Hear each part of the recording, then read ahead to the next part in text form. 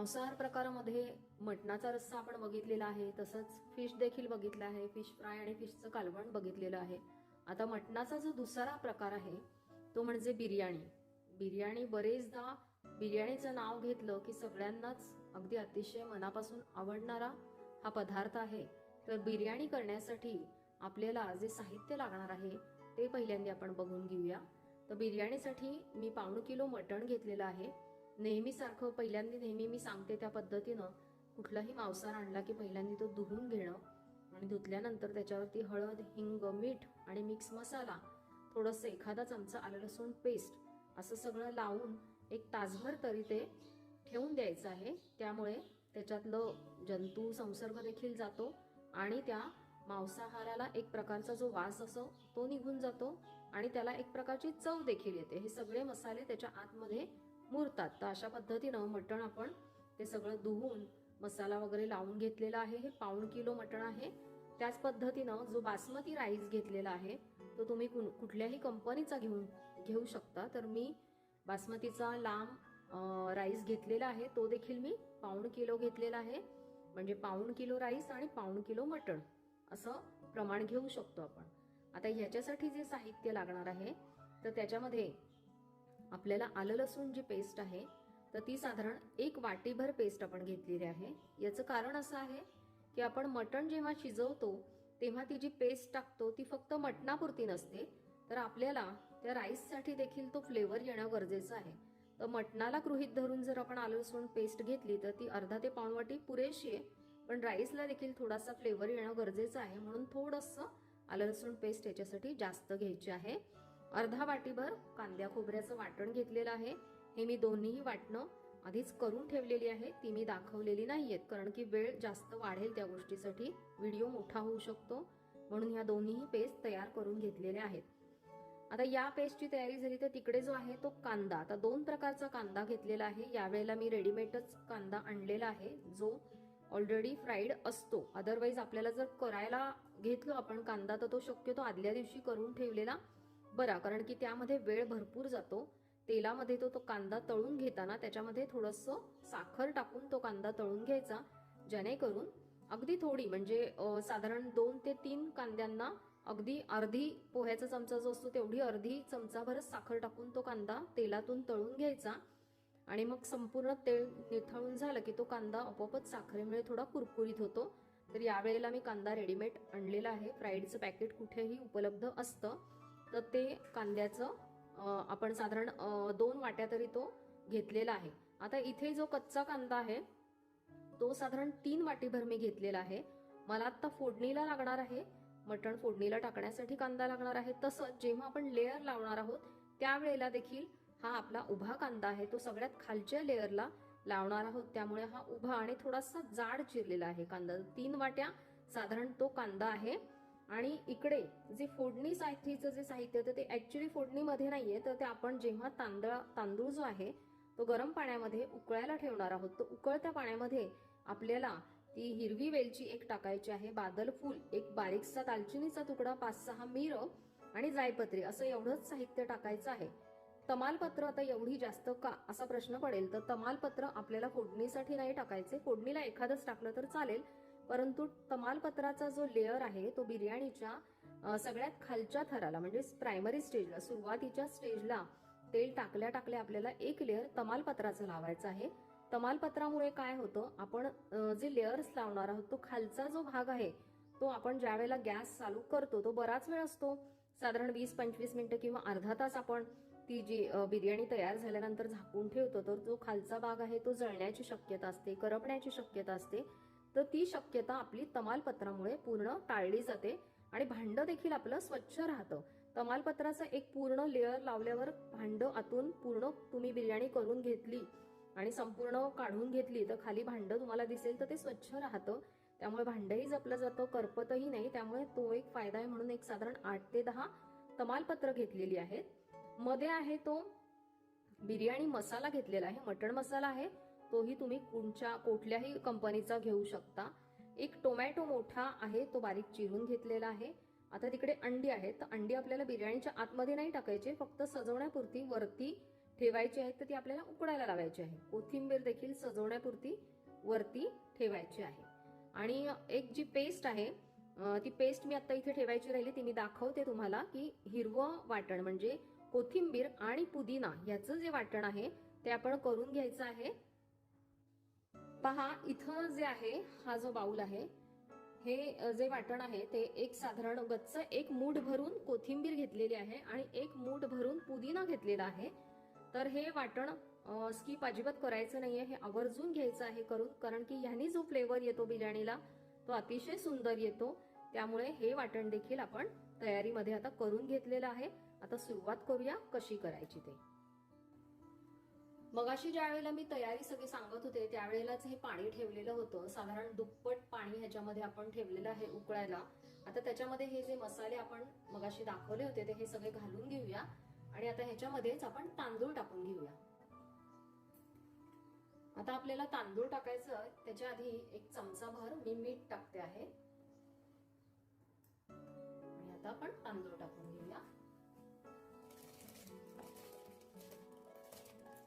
हे आपल्याला खूप शिजवायचे नाहीये.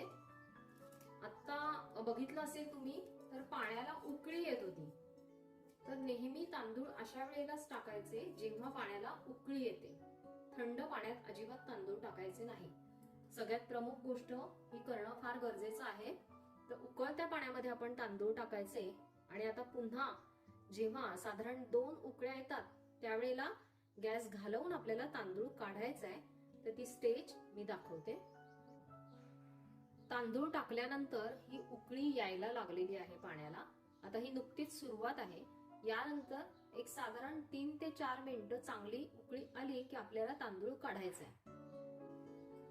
पहा ही स्टेज जी आहे अवघ्या 10 मिनिटापेक्षाही कमी ही स्टेज आलेली आहे तांदळाची.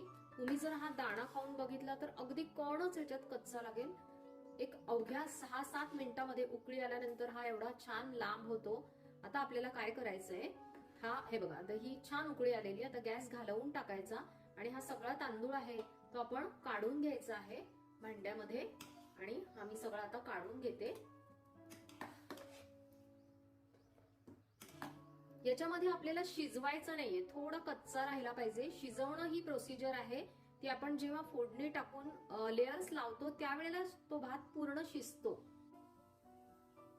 पाहू शकता मी सगळा तांदूळ याच्यामध्ये काढून घेतलेला आहे. आता आपल्याला हा थंड करायचा आहे, याच्यासाठी आपण हा परातीत काढून घेऊया. आता मी हा परातीत काढून घेतलेला आहे. आता हा थंड होत राहील तोपर्यंत आता आपण काय करायचं, मटण फोडणीला टाकून घेऊया. उर्वरित जे हे पाणी आहे हे तुम्ही ठेवू शकता. पूर्वी पेज म्हणून हे पाणी वापरलं जायचं. ज्यांना कुणाला आवडत असेल त्यांनी हे पाणी जरूर प्यायला हरकत नाही. तेल घालूया ह्याच्यामध्ये, हिंग टाकून घेऊया, आपण कांदा टाकून घेऊया.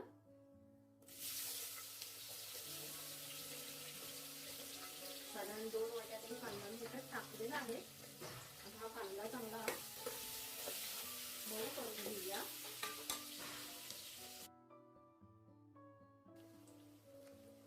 आपला कांदा थोडी गुलाबी शेड आलेली आहे याला आणि मऊही झालेला आहे. आवश्यक तेवढा तो मऊ झालाय, फार गुलाबी करून घ्यायचा नाहीये, पण तो आता मऊ छान झालेला आहे. आता अशा वेळेला आपल्याला काय करायचं आहे, टोमॅटो टाकून घ्यायचा आहे. हा टोमॅटो एक 5 मिनिटं पुन्हा एकदा परतून घेऊया आपण.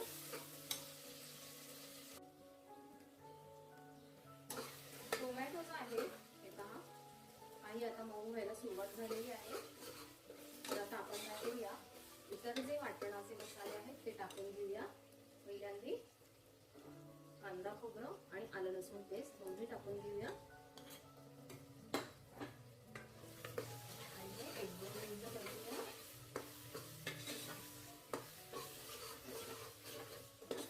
आता ही जी आपली हिरवी पेस्ट आहे ती देखील टाकून घेऊया.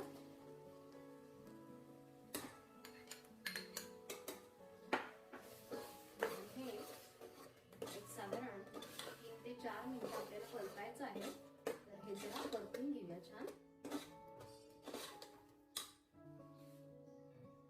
एक साधारण 3 मिनिटं झाल्यानंतर याच्यामध्ये आता आपल्याला हे जे मसाले आहेत त्याच्यामध्ये बिर्याणी मसाला आणि मिक्स मसाला 1 चमचाभर मिक्स मसाला टाकलेला आहे.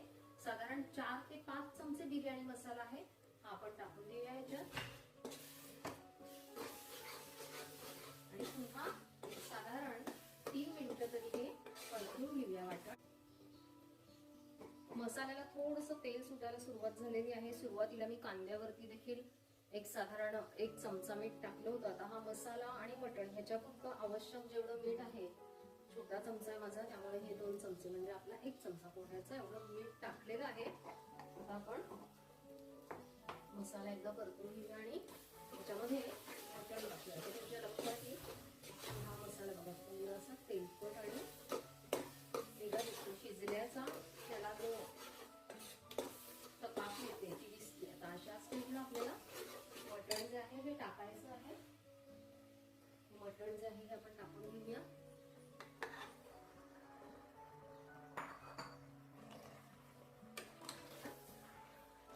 सगळा मसाला जो आहे छान मिक्स करून घेऊया मटणामध्ये.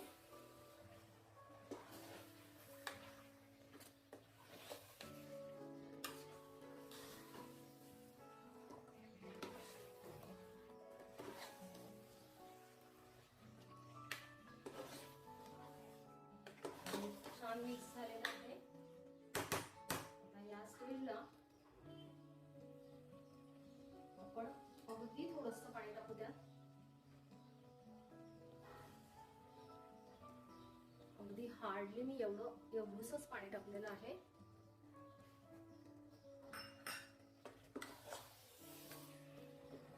गॅसचा जो बर्नर आहे तो मीडियम जो असतो, 2 छोटे एक सगळ्यात मोठा आणि मीडियम, तर त्या मीडियम स्टेज वरती आपण ठेवले. आता आपण झाकण लावून घेऊया आणि साधारण 4 शिट्ट्या करून घेऊया. एरवी आपण मटणाला 5 शिट्ट्या घेतो, पण एकच शिट्टी कमी घ्यायची कारण आपल्याला लेअर लावायचे, त्यात ते शिजतं.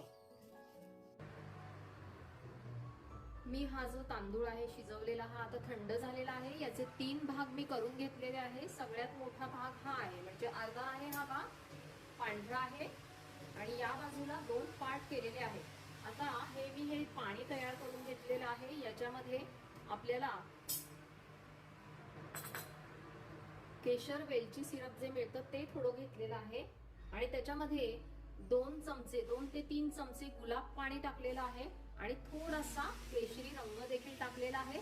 आता हा जो एक भाग आहे याच्यावरती आपण हे टाकून घेऊया. रंग ज्यांना आवडत नाही, प्लेन करायची आहे ते प्लेनही करू शकतात, पण रंगांची गंमत असते, बिर्याणीला मजा वाटते बघायला रंग, त्यामुळे थोडेसे टाकून घेऊया. आता दुसरा जो भाग आहे त्याच्यामध्ये आपण हिरवा रंग टाकूया. दुसरा जो भाग आहे त्याच्यावरती आपण हिरवा रंग टाकून घेऊया.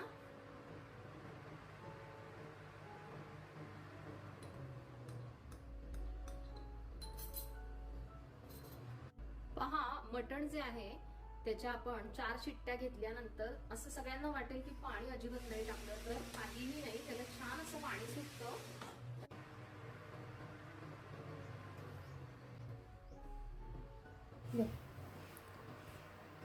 आपण कुकर जो आहे तो तापवायला ठेवायचा बारीक फ्लेम करून आणि मग नंतर तेल टाकायचं आहे. तर जे तेल आहे ते हार्डली पाव वाटी टाकलं तरी पुरेसं आहे.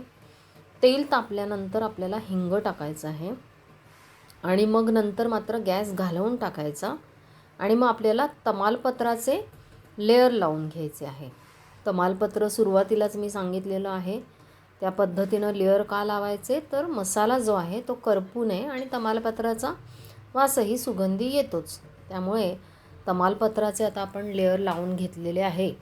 आता आपल्याला पहिला जो लेअर टाकायचा आहे तो कांद्याचा टाकायचा आहे. हा कांदा देखील आपण थोडा जाडसरच चिरून घेतलेला आहे, तर त्याचा एक थर लावून घ्यायचा आपण. आणि हा जो कांद्याचा थर आहे हा पण जरा कांद्याचा थर थोडा जास्त टाकला तर आपला जो मसाला आहे तो काही करपत नाही. आता आपल्याला जो मटणाचा जे आपण मटण शिजवून घेतलेलं आहे त्याचा थर लावायचा आहे. तर तो थर जो आहे तो साधारण बोन्सचे जे पीस असतात त्याचाच थर शक्यतो लावायचा आणि जो मसाला आहे किंवा ग्रेव्ही आहे ती मात्र खालच्या बाजूला आपल्याला कमी टाकायची आहे, जेणेकरून ती करपणार नाही. आणि बोनचे जे सगळे पीस आहेत तर ते शिजायचे असतात, त्यामुळे खालच्या लेअरला ते छान शिजतात. आणि जर आपण मांसल पीस खाली ठेवले तर ते जास्त शिजू शकतात, त्यामुळे बोन्सचे पीस व्यवस्थित पण राहतात आणि शिजतातही चांगले. आणि ग्रेव्ही मात्र कमी टाकायची. आता हा जो बोनच्या पीसचा आपला लेअर झालेला आहे, त्यानंतर आपल्याला तांदूळ किंवा राईस टाकून घ्यायचा आहे. ह्याच्यामध्ये आपण भाताचे 3 भाग केलेले आहे. सगळ्यात जास्त भाग आहे तो पांढऱ्या भाताचा आहे. तर पांढऱ्या भाताचा नेहमी थोडासा जास्त लेअर टाकायचा. आणि जे रंगीत भात किंवा कलर्सचे भात आहेत त्याचा साधारण 1 ते 2 चमचे एक लेअर टाकून घ्यायचा. आणि पांढऱ्या रंगाशिवाय रंगांची मजा नाही आहे, त्यामुळे पांढऱ्या भाताचा लेअर या 2 रंगांच्या लेअरपेक्षा जास्त टाकायचा आहे. आता हा जो लेअर आपला टाकून झालेला आहे, त्यानंतर आपल्याला जो तळलेला कांदा आहे तो व्यवस्थित टाकायचा आहे. तो फार कमी टाकायचा नाही, कारण तळलेला कांद्याची जी चव आहे ती फार सुरेख येते बिर्याणीला. त्यामुळे तो जो तळलेला कांद्याचा थर आहे तो अगदी व्यवस्थित पुरेसा कांदा टाकून तयार करून घ्यायचा. आता आपल्याला पुन्हा एकदा मटणाचा जो आपण ग्रेव्ही तयार केली, पुन्हा एकदा एक थर त्याचा लावायचा आहे. आणि तो थर आता आपल्याला सगळ्या मिक्स म्हणजे जे विदाऊट बोनचे मांसल पीस आहेत त्याचा आणि ग्रेव्ही देखील आत्ता आपल्याला जेवढी आहे तेवढी सगळी टाकून घ्यायची आहे, कारण आता आपला हा मटणासाठीचा शेवटचा थर आहे. आता आपल्याला पुढचा जो थर आहे तो पुन्हा एकदा भाताचा लावून घ्यायचा आहे. नेहमीप्रमाणे पांढरा भात अधिक आणि रंगीत भात असे मिक्स करून तो थर लावून घ्यायचा आहे आपल्याला. आता आपला हा जो भाताचा थर झाला लावून की त्यानंतर आपल्याला पुन्हा एकदा असाच तो जो तळलेला कांदा आहे त्याचा पुन्हा एक लेअर लावून घ्यायचा. आणि सजावटीसाठी आपल्याला जे जे आवडतं आहे म्हणजे कोथिंबीर, थोडी पुदिना, आता उकडलेली अंडी मी ठेवलेली होती तर त्या उकडलेल्या अंड्याचे मी असे एक थोडे काप करून घेतलेले आहेत. आणि ते जे काप आहेत ते आपण शोसाठी दिसण्यासाठी वरच्या लेअरला लावून घ्यायचे आहेत. आणि मग अशा पद्धतीनं आपले हे लेअर पूर्ण तयार झालेले आहेत. आता जेव्हा मी भाताचे भाग केले होते त्यावेळेला तो जो भात होता तो गरम असताना मी काय केलं, त्याच्यामध्येच 1 चमचा तिन्ही भागावरती साजूक तूप टाकून घेतलेलं आहे. त्यामुळे काय होतं, आपल्याला जे भातासाठीचं आवश्यक तेवढं तेल किंवा तूप पुरेसं त्या राईसला लागतं. आता ग्रेव्हीमधलं देखील तेल थोडंसं राईसला लागतं, परंतु भात अतिशय कोरडा होऊ नये म्हणून ऑलरेडी त्याच्यामध्ये साजूक तुपाचा 1 चमचा मी टाकून घेतला. आता आपली पूर्ण ही लेयर्स कंप्लीट झालेले आहे. आता झाकण आपण कुकरचं लावून घेऊया आणि आपल्याला एकच शिट्टी करून घ्यायची आहे आणि मग आपली थंड झाल्यावर बिर्याणी तयार आहे. पण बिर्याणी कशी करायची, त्याचे थर कसे लावायचे आणि सगळ्यांना जी कठीण वाटते बिर्याणी, तर खरोखरीच ती तेवढी कठीण नाही आहे. सोप्या पद्धतीनं जर तुम्ही करून बघितली बिर्याणी तर सहजपणे सगळ्यांनाच करता येईल. तर अशी सुंदरशी, सोपीशी, साधीशी बिर्याणी करून बघा, चाखून बघा आणि आवडते का हे देखील मला नक्की सांगा. तर पुन्हा एकदा अशाच एका छानशा व्हिडिओसाठी भेटूया. धन्यवाद.